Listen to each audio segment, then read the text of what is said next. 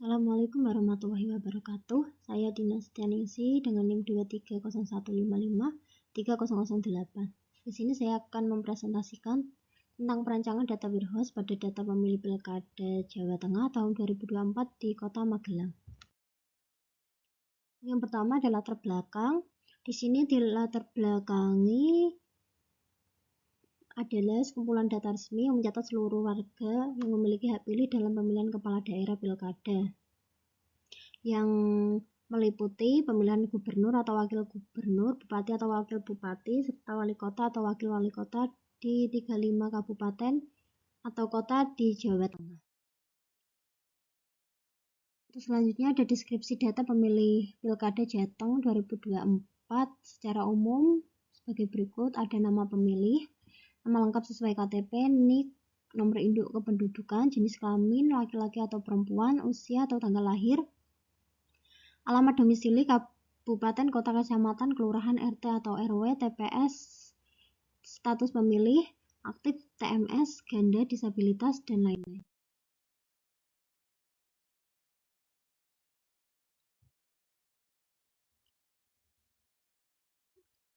Selanjutnya ada tujuan data pemilih Pilkada Jateng, itu 1. Menjamin hak konstitusional, 2. Mendukung kelancaran teknis, 3. Menjadi dasar hukum dan administratif siapa saja boleh memilih. Untuk contoh penggunaan ada sebagai berikut. Selanjutnya ada latar belakang dan permasalahan. 1. Kompleksitas dan volume data yang tinggi. Pilkada di Kota Magelang melibatkan 3 kecamatan, 17 kelurahan, dan 181 TPS, 97.825 pemilih yang terus berubah, pindah, meninggal, ganda, baru 17 tahun, TNI, Polri yang pensiun. 2. Kebutuhan analisis yang mendalam dan cepat, seperti KPU, Bawaslu, pemerintah daerah, hingga masyarakat sipil yang memerlukan data. Selanjutnya yaitu 3. Seringnya perubahan dan revisi data pemilih, tahap pemutakhiran data, DPS, DPSHP, DPT, DPTB, dan DPK. 4. Deteksi dan pencegahan masalah data seperti pemilih ganda, TMS, dan data penduduk tidak sinkron. Selanjutnya ada latar belakang dan permasalahan. Untuk yang kelima, ada transparansi dan akuntabilitas. 6. Mendukung digitalisasi dan reformasi birokrasi. Selanjutnya ada business need dalam Pilkada Jawa Tengah,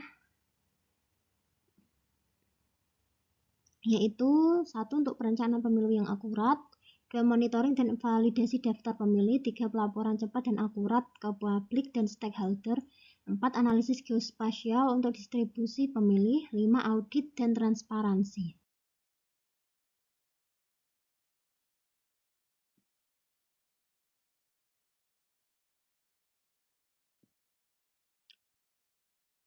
Yang selanjutnya ada sebagai berikut. Perencanaan pemilih yang akurat bertujuan sebagai berikut.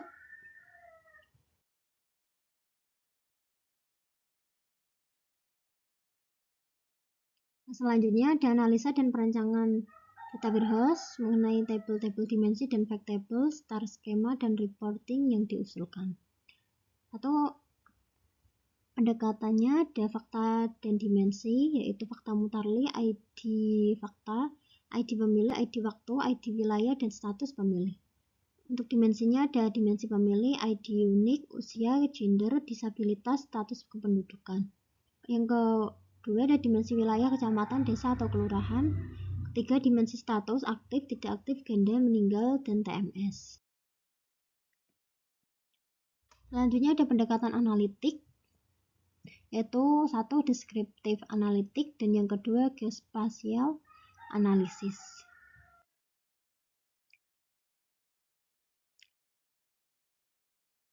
Selanjutnya ada desain dimensi, yaitu tabel fakta mutarli, ada ID fakta, ID pemilih, ID wilayah, dan status pemilih. Tipe datanya ID fakta in, primary key, ID pemilih in, dim pemilih, ID wilayah in dim wilayah, ID status pemilih in dim status pemilih.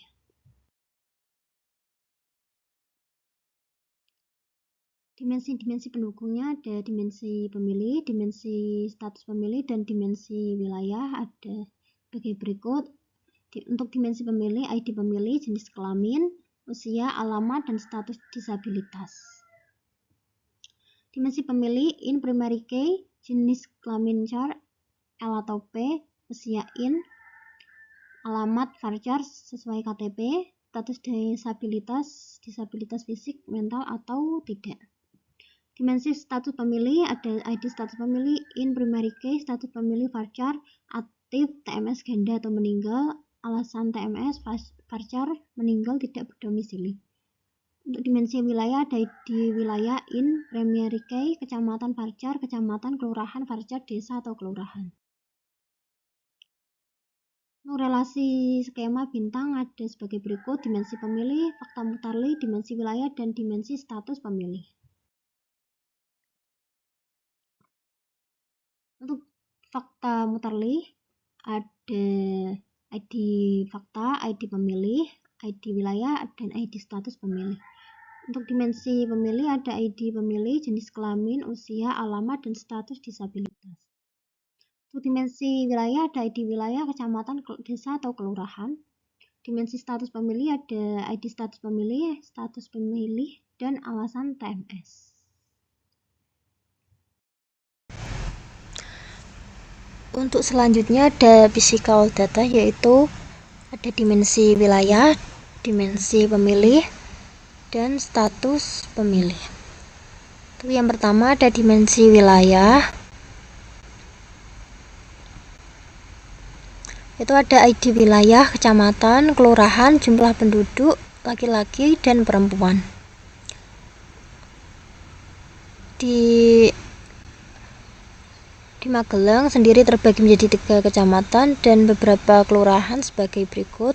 Kecamatan Magelang Selatan, Kelurahan Rejowinangun Selatan ada 575 jumlah penduduk, laki-laki 277 dan perempuan 298.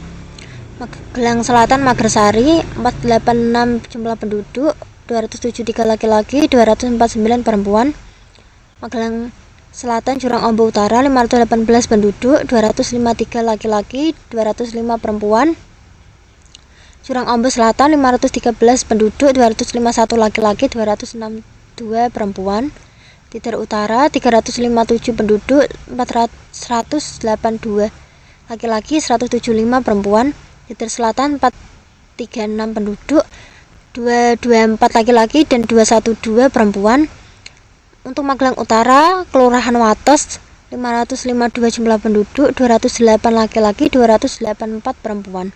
Putra Bangsan 452 penduduk, 212 laki-laki dan 213 perempuan. Kedung Sari 480 jumlah penduduk, 237 laki-laki dan 243 perempuan. Kramat Utara 559 jumlah penduduk, 274 laki-laki, 285 perempuan. Untuk Kramat Selatan 592 jumlah penduduk, 294 laki-laki, 298 perempuan. Untuk Magelang Tengah Kemiri Rejo 598 jumlah penduduk, 297 laki-laki, 292 perempuan. Cacaban 576 jumlah penduduk, 543 laki-laki, 33 perempuan. Rejowinangun Utara 522 jumlah penduduk, 267 laki-laki, 255 perempuan. Magelang 584 jumlah penduduk, 285 laki-laki, 299 perempuan. Panjang 574 jumlah penduduk, 288 laki-laki dan 286 perempuan. Galengan 545 jumlah penduduk, 266 laki-laki dan terakhir 279 perempuan. Untuk dimensi pemilih ada ID pemilih, jenis kelamin, tanggal lahir, wilayah, kecamatan, kelurahan, status disabilitas, status pemilih, dan beserta alasannya. Untuk yang pertama ada Ahmad Dalio, jenis kelamin laki-laki, tanggal lahir 28 10 1949, Kecamatan Magelang Selatan, Kelurahan Rejowinangun Selatan, status disabilitas 0, status pemilih aktif dan 0 alasan.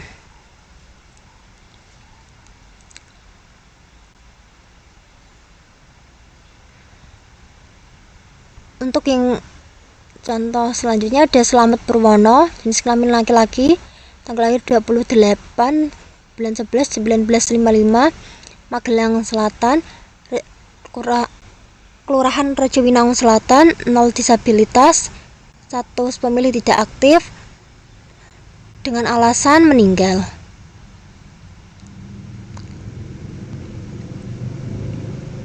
Untuk dimensi status pemilih, ada ID pemilih, status pemilih beserta alasannya. Yang pertama ada Madalio, status pemilih aktif. Untuk yang contoh selanjutnya, Olivia Meliana, status pemilih tidak aktif, alasan pindah.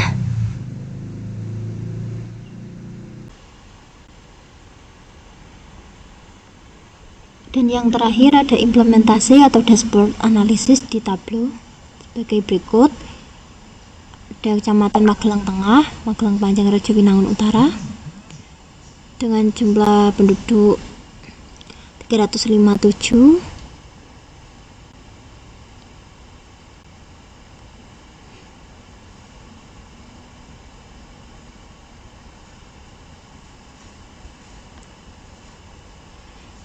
Ini untuk status aktif dan status tidak aktif.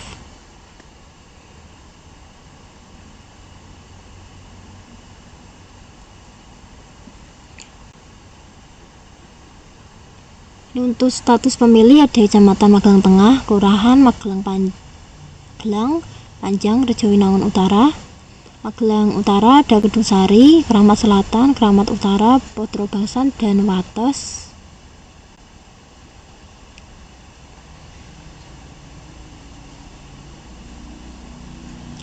Ini untuk status disabilitas.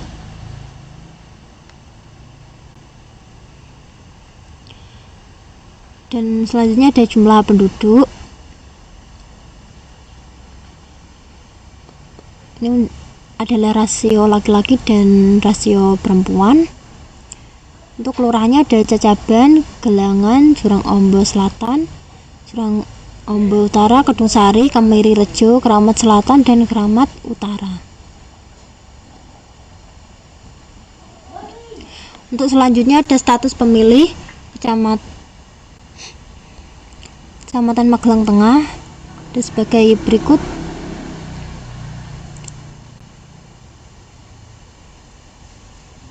Untuk status disabilitasnya ada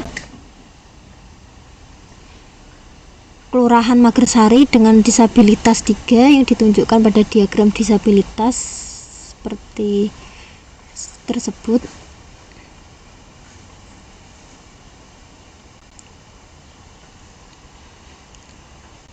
Sekian presentasi dari saya. Wassalamualaikum warahmatullahi wabarakatuh.